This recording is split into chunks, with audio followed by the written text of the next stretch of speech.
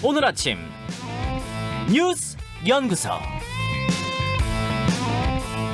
오늘 아침 뉴스의 맥을 짚어드리는 시간 뉴스 연구소. 오늘도 두 분의 연구위원 나오셨습니다. CBS 김정훈 기자, 뉴스톱 김준일 대표, 어서 오십시오. 안녕하세요. 예, 오늘 선거 결과를 좀 분석해봐야겠죠? 네, 4.7 재보궐선거에서 여당이 참패했습니다. 서울의 경우 국민의힘 오세훈 후보가 57.50%를 득표하며 39.18%를 가져간 더불어민주당 박영선 후보를 크게 제쳤습니다. 네. 부산에서는 역시 국민의힘 박형준 후보가 민주당 김영춘 후보를 상대로 압도를 했는데요. 지지율 격차는 무려 30%포인트에 가깝습니다. 네. 이로써 오세훈 당선인은 삼선시장으로 10년 만에 서울시청으로 복귀하게 됐습니다. MB정부 시절 그 실세로 불리던 박형준 당선인은 이후 보수 논객으로 인지도를 높인 뒤에 이제 부산시장으로 입성하게 됐고요. 예. 무엇보다 국민의힘은 2016년 총선 이후 전국 단위 선거에서 5년 만에 대승했는데요. 바꿔 말하면 참패를 당한 문재인 정부, 이제 1년도 안 남은 대선 가도에 빨간 불이 켜진 셈이네요. 지금 이제 전체적인 얘기를 해주셨고 김준일 대표, 예. 어제 그 득표율을 좀 세세하게 분석해봐야 예. 이긴 쪽은 왜 이겼는지, 진 쪽은 왜 졌는지 알 수 있을 거고, 그게 또 앞으로 대선 준비에도 중요하지 않겠습니까? 맞습니다. 분석 좀 예. 해보죠. 서울 같은 경우에는 오세훈 후보가 57.5%, 네. 그리고 박영선 후보 39.18%로 18.3%포인트 차로 압승을 했어요. 그 뒤를 이은 게 국가혁명당 허경영 후보가 1.07, 여성의당 김진아 후보가 0.68 등등이 있고요. 부산의 박형준 후보는 62.67%를 얻어서 김영춘 후보가 34.42%를 얻었는데 28.25%로 압승했다. 네. 거의 더블 스코어입니다. 그렇죠. 그 이후 뒤를 이어서 정규재 자유민주당 후보가 1.06 뭐 이렇게 이제 뒤를 이었습니다. 네. 그래서 이제 여권 심판론이 매우 강했다라고 이제 정부 심판론이 강했다라고 볼 수 있고, 먼저 투표율 얘기를 좀 해봐야 될 것 같아요. 네, 네. 투표율이 이제 56.8%였고요. 전체 투표율이 서울이 58.2, 부산이 52.7%였어요. 근데 일단은 보궐선거가 50%가 넘은 게 이번이 처음입니다. 그렇죠. 예. 보궐선거인데. 그리고 지금 서울을 경우에 보면은 강남 3구가 모두 60%를 넘었는데 네. 소위 말해서 국민의힘 우세 지역이죠. 근데 이제 뭐 민주당 우세 지역인 곳들이 대부분 투표율이 낮았어요. 뭐 금천구가 가장 낮았는데 52.2. 뒤를 이어서 중랑구, 관악구, 강북구, 은평구 이런 곳들이 낮았어요. 그러니까 여기에서 표를 많이 얻어야 되는데 이제 포기해버린 거죠. 한마디로 민주당 못 찍겠다. 포기한 유권자들이 상당히 많다라는 거예요. 그 얘기니까 기권했다는 얘기고, 예, 예. 그 얘기는 민주당은 싫은데 그렇다고 국민의힘은 못 찍겠다 하는 분들이 포기를 해버렸다. 그렇죠. 그러니까 이게 이제 전체적으로 보면은 지금 투표율이 계속 높아지고 있습니다. 그러니까 무슨 얘기냐면은 대선의 경우에는 97년에 80.7%가 있었는데 그 다음이 이제 2017년 77.2%예요. 그러니까 굉장히 높고, 총선 같은 경우에도 1992년 71.9%가 최고였는데 네. 지난해 66.2%로 다음으로 최고로 높고요. 네. 지방선거도 1995년이 68.4%였는데 2018년에 60.2%로 최고치. 이게 무슨 얘기냐면은 네. 사람들이 적극적으로 투표에 나서고 있다. 그러니까 정치 효능감이 높아진 거예요. 내가 투표를 하면 바꿀 수 있다라는 게 박근혜 대통령 탄핵 이후에 이런 것들이 적극적으로 좀 투표를 하는 성향들로 나타나고 있는데, 이게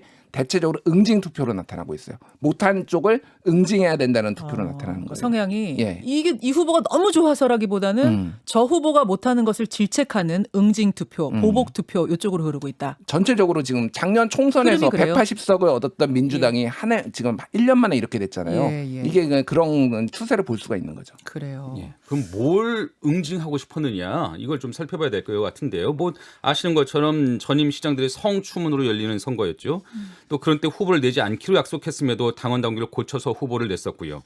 또 선거가 임박한 가운데서 LH 사태가 터지고 여권 인사들의 뭐 임대료 올리기, 그런 악재들이 터졌습니다. 그런데도 또 여권은 네거티브 선거 전략에만 몰입했던 게 사실이에요. 그러나 이것만으로는 이 압도적인 표차를 다 설명할 수는 없을 것 같아요. 근본적으로는 여권의 오만함에 대한 심판이 있었던 것 같고요. 또 여러 이슈를 두고 뭐 요새 뭐 흔히 하는 말로 내로남불식으로 접근한 여권에 대한 심판, 또 부동산 정책이든 검찰 개혁이든 그 취지와 당초 취지와 엇나간 결과를 받아든 국민들의 실망감 또 그것에 대한 그 피로감이 커졌던 것 같습니다. 그럼 이제 앞으로 어떻게 할 것이냐? 잠깐만요. 예. 그 말씀은 그러니까 좁게 보자면 귀책 사유가 있는 그러니까 민주당이 귀책 사유 때문에 치러진 보궐선거라는 점, 또 뭐 LH가 터졌다는 점 이런 것들이 이유지만 조금 더 길게 보자면 지금까지 누적된 그러니까 4년간 누적된 어떤 검찰개혁 과정의 갈등의 문제, 뭐 불공정의 문제, 위선의 문제 이런 게 다 한 번에 폭발했다고 보시는 거예요? 누적된 실망감, 분노가 이번에 다 표출된 것이죠.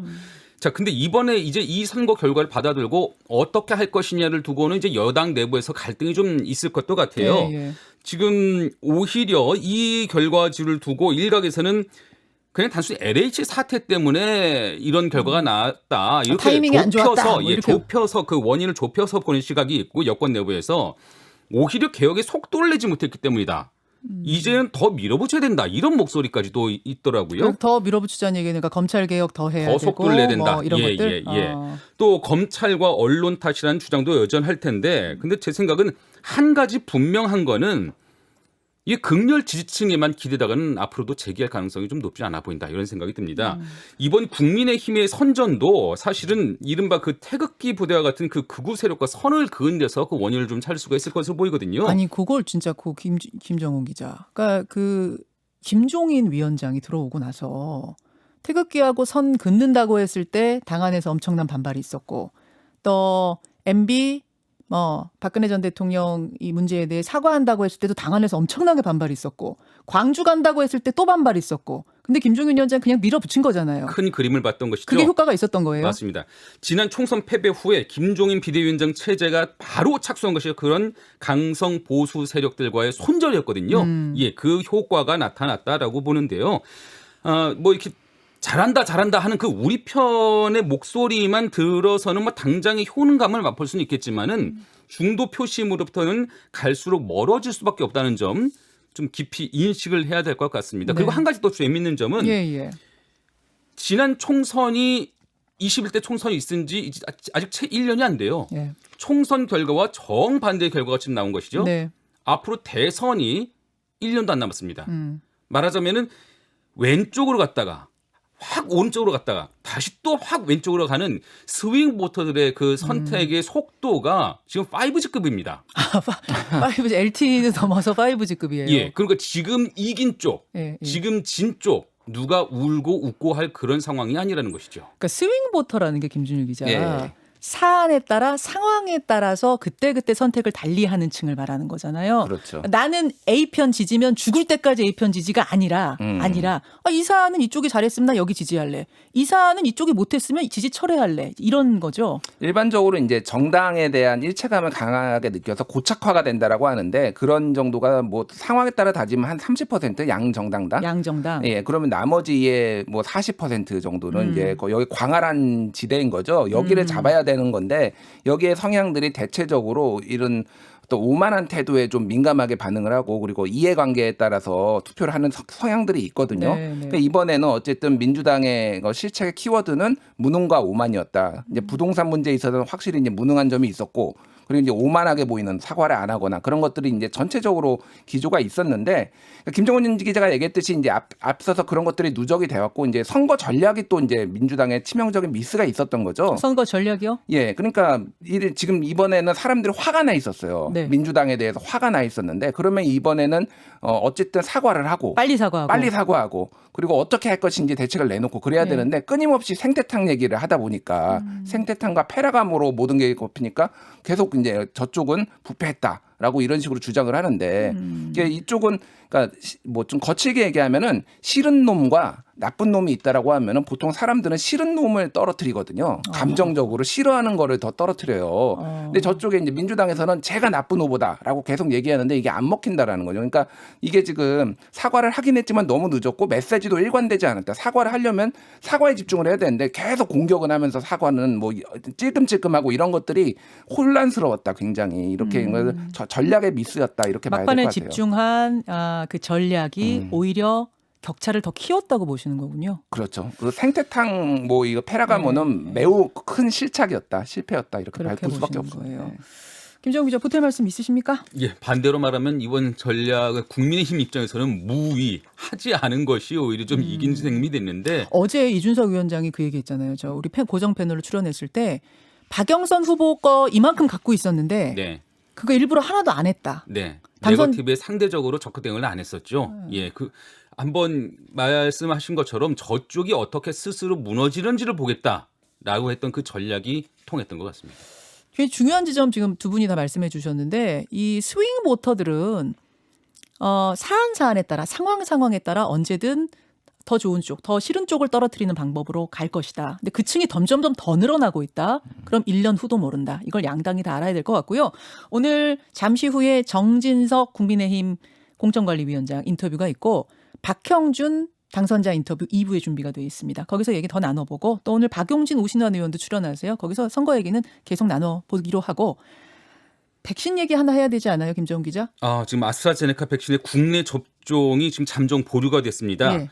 백신 접종 후 그 혈전증에 대한 신고가 이어지고 있기 때문인데요. 어제까지 모두 3건의 사례가 접수가 됐죠. 이에 따라서 일단 현재 접종이 진행 중인 만 60세 미만에 대한 접종이 보류됐고요. 오늘 시작할 예정이던 특수학교 종사자와 유치원 또 초중고교 보건교사 등에 대한 그 백신 접종, 아스트라제네카 백신 접종도 연기하기로 했습니다. 예. 앞서 유럽에서도 그 아스트라제네카 백신과 혈전 사이의 연관성에 대해서 우려가 제기됐는데 이 때문에 영국도 30세 미만은 다른 백신을 접종할 것을 권고하기로 했고요. 벨기에 정부도 해당 백신은 56세 이상에게만 접종하라 이런 결정을 내렸습니다. 한편 어제 668명을 기록한 국내 코로나19 신규 확진자 수 오늘 한 700명 안팎까지 치솟을 것을 보여서 지금 4차 대유행 가능성 지금 점점 커지고 있네요. 두 가지 포인트인데요. 하나는 아스트라제네카와 혈전증 사이에는 관계가 없다고 했던 유럽의약품청이 어젯밤, 우리 시각으로 어젯밤 관계가 있다라고 입장을 바꿨다는 거 하나. 그다음에 지난 일요일까지만 해도 우리 질병청이 우리 방역 당국이 4차 대유행 갈림길에 있습니다라고 말했는데 어제 4차 대유행의 가능성이 있다? 이미 진입했다라는 뉘앙스로 말을 좀 바꿨습니다. 이 얘기는 상황이 더 심각해졌다는 얘기가 되는 거죠. 예. 일단 백신부터 얘기를 하면은 유럽의약품청에서 예전에 이제 전반적으로 발생하는 혈전에 대해서는 관련이 없지만은 특이한 혈전에 대해서는 좀 더 조사를 해봐야 된다. 이미 그렇게 얘기를 했고 그거와 관련해서 연관성이 있다라는 건데 그렇다고 해서 유럽의약품청이 이거 중단해야 된다는 건 아니에요. 백신을 접종하는 것이 훨씬 더 이익이 크고 이거가 발생하는 거는 그러니까 주의를 통해서 이를테면은 빠른 신고와 조치를 통해서 이제 컨트롤할 수 있다라는 거예요. 그래서 아예 유럽에서 뭐 이거 중단하는 걸 권고를 한 건 아닌데. 그건 보류도 아니에요, 유럽은? 유럽 보류 아닙니다. 관계 예. 있다라고 어제 발표는 났지만 보류는 아니에요. 유럽의약품청에서 보류한다 이런 게 아니고 각 국에서 이제 각 결정을 알아서 하겠죠. 해라? 알아서 하는 건데 한국 같은 경우에는 이제 이거에 대해서 좀 우려가 커지니까 일단은 공식 발표는 아닙니다. 그렇게다가 이게 네, 그러니까 고위 네. 관계자가 얘기를 하는 거 공식 발표는 며칠 뒤에 나오거든요. 네. 그러니까 공식 발표 볼 때까지 잠정 보류하겠다. 이제 한국이 이렇게 나온 거예요. 네. 그러니까 이제 며칠 뒤에 이제 나올 공식 발표를 봐야 되고 지금 뭐 확진자 같은 경우에는 지금 4차 대유행에 뭐 어찌됐든 인지 아닌지는 모르겠습니다. 전조에 가깝다라고 봐야 될 것 같아요. 지금은 이 정도로 600명씩 나오는 거는 굉장히 오랜만이거든요. 그래요. 예, 지난해 12월에 그 3차 유행 초반 상황으로 보시면 될 것 같아요. 그때 하루 600명 규모의 그 확진자 발생이 한 일주일 정도 이어지다가 어느 순간 1000명대로 뛰어올랐습니다. 예. 지금 우리가 그 기로에 있다고 보면 될 것 같은데요. 방역 당국은 그 불필요한 모임 아예 취소해달라 이렇게 공고를 했고요. 네. 다음 주부터 적용할 그 사회적 거리두기 조정안은 내일 발표할 예정입니다. 이 얘기는 오늘 2부에 전문가와 함께 조금 더 자세하게 나눠보겠습니다. 두 분 수고하셨습니다. 감사합니다. 김현정의 뉴스쇼는 청취자 여러분의 참여로 이루어집니다. 트위터, 페이스북, 레인보우 게시판, 그리고 단문 50원, 장문 100원의 유료 문자 샵 1212, 우물정 1212 통해 참여하실 수 있습니다. 김현정의 뉴스쇼, 여러분과 함께 만듭니다.